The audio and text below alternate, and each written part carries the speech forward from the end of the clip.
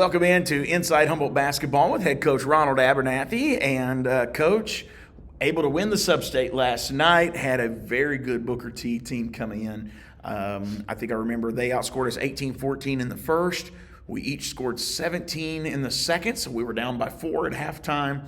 Guy sitting next to me said, this team looks different coming out of the half. I think we're going to pull this out. Third quarter, we erased that first quarter deficit, so it was a tie game going into the fourth, and your team was able to pull away with a 10-point win. What does that say about this young team? And I'll say some more things about the fourth quarter, but fantastic all-around game, even though we missed some layups and free throws that are uncharacteristic of our Vikings. We missed a lot of layups. We missed a lot of free throws. Yes, sir. We missed a lot of layups, and which is unusual. But yeah, again, when you get to this time of the year, the emotions of playing in the playoffs is big. Yeah. And in my opinion, when you get this far, you must have been doing something right. And I think it causes a lot more nerve and have to get that kind of ironed out before you can move on. And I think we did that. But when in the gist of things, if you think about how we normally play, it was the usual pattern. The first half, we were called for more fouls. The second half, not so much. It kind of flipped. It went to Booker T getting a lot of the fouls. Booker T, I think it was 7 fouls in the third, 9 in the fourth. Yeah. Unreal. Did you adjust how you were playing, or did the refs adjust how they were seeing the game? No, how did it happen? Again, I think it's the pattern. Okay. We stay physical. We stay after it. Mm-hmm. And you see the difference. Beginning the first half, teams make shots, fantastic shots, because they made some fantastic shots. But in the second half, you don't make those shots. I mean, they even had kids like Corday Douglas coming off the bench, and man, like he wreaked terror in that second quarter. He was hitting the long range jumper, and then he hit a three, and I was like, this kid came off the bench and was doing that, and that's what you get when you play a team. But that was not normal. Okay, that bench was not very deep. Oh wow. Yeah. And wow. Again, when you play in the playoffs, anything can happen. Yeah. And I thought that he did them early, but then late they did not. Now, you've had some freshmen get some butt chewings early in the season, and but they came up big for you last night. 9 freshman points in the fourth quarter between Demarion Westbrook, Terrell Cole. Both of those kids, I felt like, played some key moments in that game and helped you. I was really proud of Demarion. Yeah. Because we have been on him, and last night, that one drive, he went to the hole. Yeah. And then he made the and one. Yeah. And I was really proud of him, because we've been trying to get him to do that all year long, and last night he did it. Yeah, fantastic fourth quarter there as your Vikings pull out the win. I'm going to try to show a video here and let folks see the emotional moment where, Coach, I don't know that George expected it to be that emotional. I knew he expected there to be some emotions, but he was trying to hand you guys a microphone, and you weren't ready for that yet. As you cut down the net, and it was one where you yourself, the final time here in this gym, would climb the ladder, cut the net down, and then you decided you wanted to hand that to Coach Butler. When did you guys decide that was what you were going to do if you won that game? Was it in the moment? That was the moment. Wow. That was just a moment. That's cool. I've had several people say to me that kind of shows what kind of program that has been built. Yes, sir. When that kind of emotion can be emitted at the spur of the moment. Wow. And I was pretty much okay. Yeah.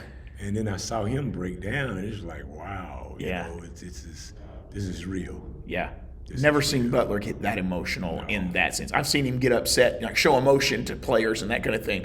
But to see the softer side of Coach Butler, obviously you knew that was there. But for us as fans to see that side of Coach was a neat experience. That was real. That was very real. Wow. 12 years. And we're going to allow Coach Abernathy the microphone. Coach Ab is going to get to say something. I'm going to send it courtside. We'll sit silently here and hear from Coach Ab.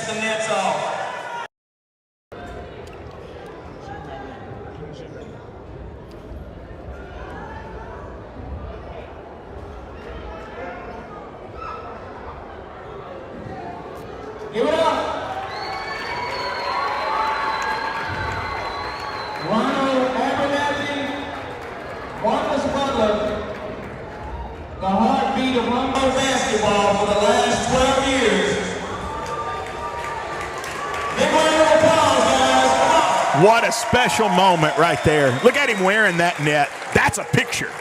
You gotta say something, brother. I hope he's getting that picture. He is. He's right down there. What went through your mind last night as you walked out of that gym for the final home game of your coaching career? 12 years, that's a long time in one place. Lots of success here. Oh, great success.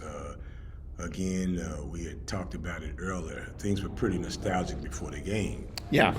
Because this was our 8th Substate game in the 12 years.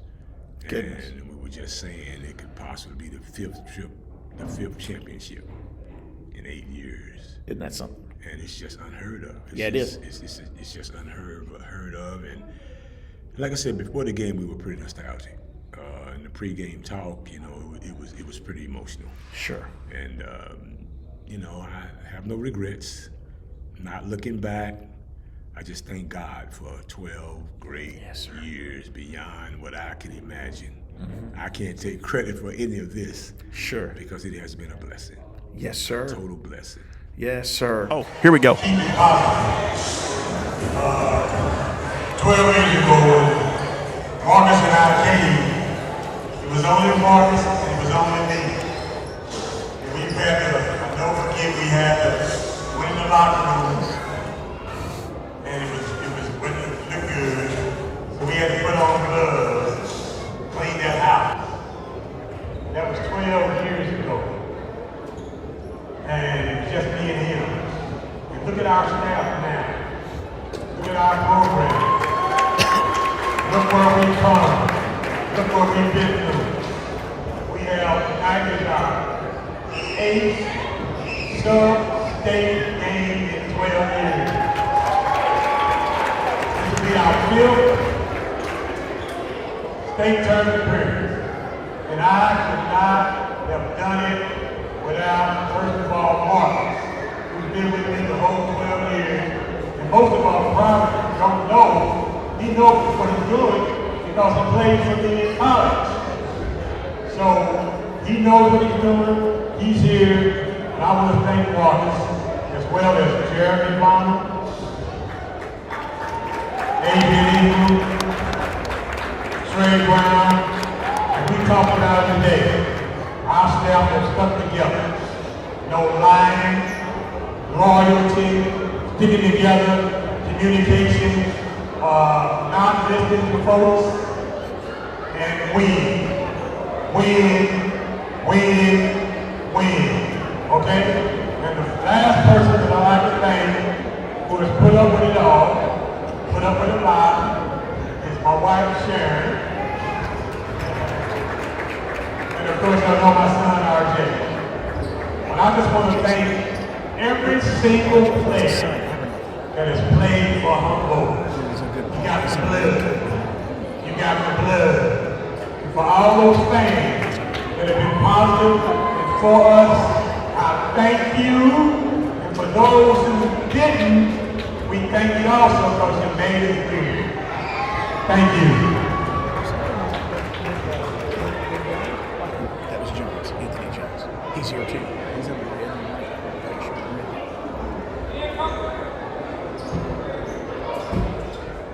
All right, they're taking photos here. That is Sharon, his wife, and his son, RJ. RJ played basketball here at Humboldt High School. And I also see the Ant-Man. That's what we used to call him, Ant-Man. Anthony Jones. He's the one who would get on ESPN dunks. They played a couple of his dunks on ESPN, I think, if I remember right. Yeah, I think I remember you saying that. Yeah, now they're getting a coaching staff with Sharon and RJ as well. What a special moment for the program. I mean, you just witnessed something here that a lot of programs can't do. Well, I know you haven't had a whole lot of time. It's less than 24 hours here. But I've done some scouting and looking here at maybe your opponent's Star Center. And we may not be pronouncing this school correctly. Just bear with us because it's been less than 24 hours here for us. I'm going to say Unica. I don't know if that's exactly right or not. They have a Star Junior center, John Harden. And it's not usual that you see a center scoring 42 points. But he was also earned the district tournament MVP. How would you prepare your defense to slow a big man like that down, given he's a strong scorer who likes to clean the glass? Oh, we'll stay after him. We'll stay after him. We'll double him. We'll stay after him. We'll make him work because he's not the first big guy we played. Sure. That's why we played the schedule that we played in preseason because, we played a lot of big guys. And the last couple of years, we played some great big guys. Yeah. And we'll have a plan for him. Some of the scouting reports that I found, it says that he guards well to about 12 feet, but then he can be tested laterally by quick guards and wings, which that seems to favor your style this year of basketball. Right. Does Humboldt have, for somebody maybe watching today that hasn't kept up with Humboldt basketball, but they see you're in the tournament, you've got some players who can exploit that mismatch on the offensive end. Why don't we name those, or if you don't want to necessarily name them, but show how your team has done that in the past? Well, pretty much consistently our team has. Our guards have, Darian and JG and KD does a good job. Yes, he does. So we've been pretty consistent in breaking that down. Utica got blown out 80-49 by Hampton in mid-February, which wasn't that long ago. But then they turned around and beat Hampton in the district championship 61-51. They clearly made some adjustments or played better that night. What does that resilience tell you about Coach Aaron Duggar's program? Well, again, I don't try to judge what he does or how he does it. Sure. I just go by the fact that at this time of the year, everybody can play. Okay. And that's how we approach it. And again, we're not so much concerned with what they do as what we do and make sure we perfect and do what we do great. Utica has their multi-sport brothers, Zechariah and Justice Wallen. They were both named to all-district tournament, all-conference. They're very athletic, tough, confident young men. Again, I know you're saying you don't focus as much on them. Are you really focusing more on just making sure we play tough and confident going into that game? Yes, it's strictly what we do. Okay. It's making sure that we do what we're supposed to do and play the way we're supposed to play and play through our experience. Humboldt went 4-0 through the West Regional Tournament. They're in District 7A, winning games by scores of 72-36, 61-47, 59-32, 70-60. It's pretty dominant basketball when you look back over the last 4 games. How do you keep this team from getting complacent heading into more challenging state tournament environment? Well, again, I thought it culminated with Booker T. Washington because they had a very good team. Yeah. And we had to play very well to win that game and get a chance to go to Murfreesboro. So all that's fallen into place. Last year, we obviously made it to the state semifinals before falling to Chattanooga Prep, 65-59. I know I don't have to let you know that. Those kind of losses stay with you. Even some of these players. You had a senior that was here last night on that team, Kendrick Taylor. And I never will forget the look on those guys' faces when they walked into that room having to face us, the media, after losing that game. But you got a young man, Darian Taylor, that was also in that room. Right. He knows what that felt like. Right. How does that experience fuel this group, and what have you done differently to maybe prepare them for a deeper run? Well, basically you can't experience is a great teacher. Yes, sir. And those guys, and we've talked about it all year long, those guys that were in that glass house last year was what we need to rely on this year. Yeah. And they've done a great job. Those guys have stayed the course because they know what it's like, and they know what it's like not to win, and they know what it's like to go face the media. Sure. So they have been very good in trying to prepare our team. 21-6 entering the tournament. What have those 6 losses taught this team, and how do you feel like maybe you're peaking at the right time here? Again, for us, it's kind of like old hat. Okay. It's like a pattern. Sure. Every year, we plan the tough schedule, going through the district, and by the time we get to this point, we are seasoned. So whatever's thrown at us, we should be able to handle it. We talk about Booker T coming in, they play a certain style of basketball. Memphis teams play a certain style. What do you see? I know this team's going to be coming from East Tennessee, but East Tennessee has seen a lot of success at the state tournament. And so is there a stylistic difference between East and West Tennessee? What are some of the differences that you see? Well, I think so. I think we in West Tennessee, we're more aggressive. And normally we usually better athletes, a little quicker. But we have great basketball in West Tennessee. I put it up against anywhere. So I think that prepares us for playing the team in East Tennessee. They have a different style. I think theirs is more deliberate, but I think we'll be ready. Oh yeah. This team has done really well this year about making sure they're ready for their opponent. And also, I don't feel like this team has done a whole lot of looking ahead. You know, they've done pretty well about focusing on the game that's right in front of them. Obviously, if you win this game, you're likely facing the winner of Eagleville and Pickett County, two of the hottest teams in the state. Are you already kind of Hottest teams beside Humboldt. There you go. Yeah, I knew that was coming. And are you already looking ahead at all, or is it just strictly one game at a time? Strictly one game at a time. Humboldt program has 3 state championships, but it's been a long time. It's been a while since we've gotten there. 19 state tournament appearances, one of the most decorated Class 1A programs, and largely in part here to your 12 years, obviously here. How do you carry that tradition into the locker room without it becoming a burden? History is always a great teacher. Yeah. And you use that. And the thing about our program that I like is during the course of the tournament, yes, sir, you saw a lot of history. Oh, yeah. With our older players returning to support this team. And like I said, history is a great teacher. And when we play on that, we use that. And they'll be there. And they'll be great support for this group. So I know Miss Abernathy doesn't always travel with you. Does she plan to go to this one with it being your last? Yes, she will. She's always gone to the state tournament. Always gone to the state. Yeah, all right. Yeah. I saw your son here last night. Yes. RJ was able to be here for that special moment. Yeah. Saw Ant-Man, Anthony Jones was here as well. There was a lot of alumni in the house. Did they get to come in the locker room, or did you let the kids see them afterwards? Or No, they come in. They came in. They have rights. Yeah. They have That's rights. awesome. If you played at Humboldt, you have rights. Okay, there you go. Well, Coach, good luck at the state tournament. Thank Hopefully you. the next time, let's see, we will do one more podcast before you go to the tournament. So Okay. I know you'll have plenty of time now. From now and then, you'll be looking at film, and we may talk a little more about the game that's coming up. This may be a little shorter edition of the program. However, with us playing those videos of the other night, it may not necessarily be majorly shorter than what we normally have. I did want to play your speech that you gave to Humboldt fans because it was your last there in the tournament, or last year in this gym, Thomas Ray Boykin Gymnasium. There was a lot of alumni in the house, even from before your tenure. There was 3 or 4 classes, and I don't have their years right here with me. They were sitting right next to us, and just to see the joy and the smiles on their faces watching this program continue to succeed.